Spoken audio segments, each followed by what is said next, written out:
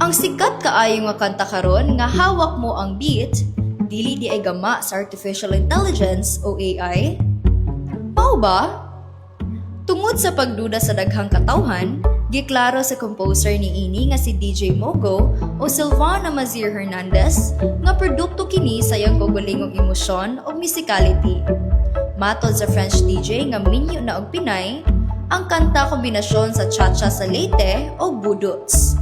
Giawit kini sa pinulungang French wala pa kini gi-translate sa iyang asawa ngadto sa Tagalog.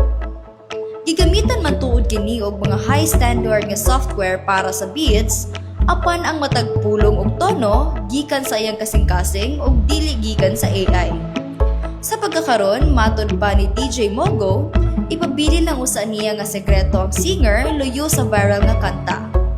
Sa laing bahin, kining kantaha usab ang nahimong dalan aron mabag-o ang kinabuhi ni Ian Mark Kamangkang o mas nailhang Pitik Queen. Gamit ang maong kanta sa iyang viral TikTok video, nailhan siya sa mga netizens ug nakalikom siya og kwarta gikan sa iyang earnings. Pinaagi sa maong kwarta, gimugna niya ang Pitik with a Heart charity campaign.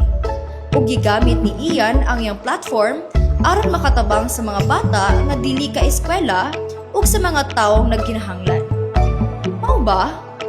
Kini si Rosemate Appeal, City Tuburan Intern.